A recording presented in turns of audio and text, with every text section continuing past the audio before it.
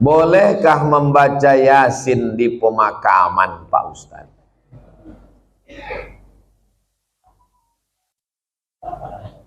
Kata Imam Nawawi, meninggal tahun 676. Nama kitabnya Riyadhus Shalihin min kalami Sayyidil Mursalin.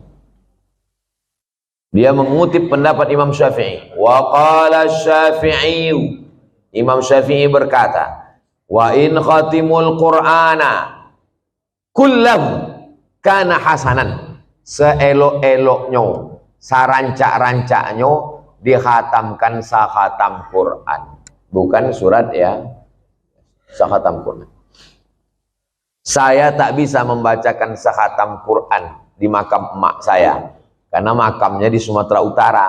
Saya mau pergi, saya membaca di rumah. Di makam saya minta ada orang membacakan sekhatam di makam almarhumah emak saya, mengamalkan fatwa Imam Syafi'i yang seelok-eloknya dikhatamkan di kubur itu sekhatam. Kalau tak sanggup sekhatam, maka bacalah hatinya Al-Quran. 30 juz 114 surat tuh, mana hatinya? Wa qalbul Quran ya. Itulah mengapa kalau kita ziarah kubur membaca surat ya. Ada 3 hati. Yang pertama qalbul Quran, yang kedua qalbul lail, yang ketiga qalbud da'i. Qalbul Quran, hatinya Quran, Yasin. Qalbul lail, hatinya malam, sepertiga malam, jam 2. Qalbud da'i, hati orang yang berdoa ketika tahajud. Berjumpa 3 hati. Hati Quran, hati malam, hati manusia. Maka kata Imam Az-Zabidi dalam kitab Syarah Ihya Ulumuddin, mungkin terkabul doa kalau ketemu 3 hati. Maka bacalah surat Yasin pada saat tahajud, habis itu berdoa kepada Allah. Apa kata Imam Ibnu Katsir tentang surat Yasin? Ma quri'a fi amrin asirin illa yassarahullah. Kalau dibacakan kepada perkara yang sulit, yang susah, dimudahkan Allah. Maka kalau saya ziarah kubur, saya baca Yasin, Al-Fatihah, Qul huwallah 3 kali, Al-Falaq sekali, An-Nas sekali, pangkal Al-Baqarah sampai wa ulaika humul muflihun, ayat kursi, ujung Al-Baqarah lillahi mafis 3 ayat, habis itu tahlil afdalul dzikri fa'lam annahu la ilaha illallah. Habis itu hadiahkan pahalanya. Ya Allah, sampaikanlah pahala bacaan nang ku baca iko kepada almarhumah ama, almarhum ayah, atuk nenek, muslimin muslimat yang ada di makam ini. Allah maghfir lahum warhamhum sampai habis. Itulah yang saya ajarkan ke anak saya, ke keponakan saya. Saya kalau balik ke kampung ziarah, saya bawa anak keponakan, saya baca, saya kasih tahu. Aku membawa kau ke omak ayahku. Nanti kalau aku mati, buat pula macam yang ku buat ini. Bawa anak bini kau ke kubur aku. Paham? Yo, katanya. Begitulah yang kita baca dalam ulama-ulama Imam Nawawi.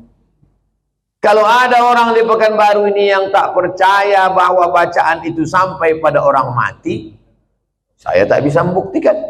Karena ini perkara ghaibiyat. Saya hanya bisa menyampaikan dalil-dalilnya. Saya tak percaya, kata dia.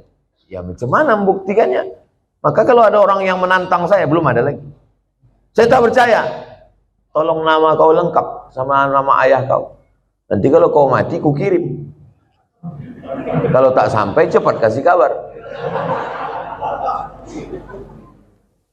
Ini kan masalah gaib.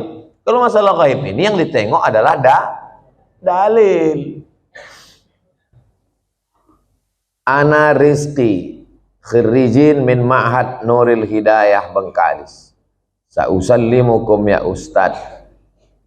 Kaifa ra'yukum law nastamir ad-dirasah al-aliyah lakim lan najid ridha min walidina. Nama saya Rizki. Khirijin, khirijin jamak, mufrad khirijun. Khirijun. Saya alumni dari Ma'had Nuril Hidayah Bengkalis. Sa'as'alukum, saya mau bertanya ke Ustaz. Kaifa ra'yukum law nastamir dirasah? Nuwasil ad-dirasah. Laisa nastamir, nuwasil ad-dirasah. Bagaimana pendapat Ustaz kalau kita mau melanjutkan ke perguruan tinggi, tapi orang tua tak setuju? Mau melanjutkan perguruan tinggi fil kharijid daulah, mau keluar negeri, tapi mak dia tak setuju. Saya ini adik beradik dua. Saya anak pertama, adik saya berdua cuman. Laki-laki dua-duanya. Tak banyak anak mak saya. Jadi waktu saya lulus mau ke Mesir, berat dia mau lepas saya. Anakku dua, tak ada anak betino. Semana nanti aku dah tua. Datang uak saya, abang mak saya, menasehati dia. Harimau mati meninggalkan belang, gajah mati meninggalkan gading, manusia mati meninggalkan hutang. Harimau mati meninggalkan belang, gajah mati meninggalkan gading, manusia mati meninggalkan nama. Kalau kau tahan somat ini di celah ketiak, beginilah cuman dia. Tapi kalau kau lepaskan diri belajar, jadi orang dia, mengajar dia, mengalir pahalanya sampai hari kiamat. Betul cakap puasa itu. Sampai hari ini di mana aja saya tausiah, pahalanya mengalir ke makam almarhumah mak saya. Maka ibu-ibu yang sayang ke anak, bukan kalian siapkan anak dalam kelambu, bukan kalian suapi, lepaskan dia sejauh mata memandang. 4 tahun aku tak balik. Kenapa tak balik? Ongkos mahal. Sampai terpikir juga di kepala, jangan-jangan aku anak angkat, anak adopsi, balik. Sampai akhirnya 2017 saya daftar S3 ke Sudan. Waktu itu umur mak saya sudah 70 tahun. Saya suruh Muhammadiyah. Saya bilang, mak, saya mau mencoba dia, kuat tak dia? Mak sekarang udah 70, di rumah ini sendiri. Aku mau S3 ke Sudan. Nanti kalau S3 ini 2 tahun aku di Sudan tak balik-balik. Apa kata dia? Pergi kau ke Sudan sampai dokter baru kau balik. Kalau aku mati, matilah. Yang penting mengalir pahalanya. 70 tahun umur mak saya. Sampaikan video ini ke mak kau. Kalau tak mau juga dia nerima, tahu mak apa lah itu. Ibu kalau sayang sama anak, lepaskan dia sejauh mata mandang. Nanti dia akan balik pulang. Setelah saya punya anak, baru saya tanya, mak, berat rupanya berpisah sama anak. Oh iya. Macam mana mak dulu bisa berpisah sama aku 4 tahun? Asal udah dekat bulan puasa, hari raya, ku carilah budak-budak yang hitam macam kau. Ku bolikan baju, ku undang ke rumah, ku kasih makan. Hilang rinduku ke kau. Begitu rupanya cara dia. Kadang-kadang sedang mencuci di dapur, ku dengar suara kau main bau. Oh mak, bukan tanggung melepaskan anak itu. Sedang mencuci, didengarnya suara saya itu memanggil.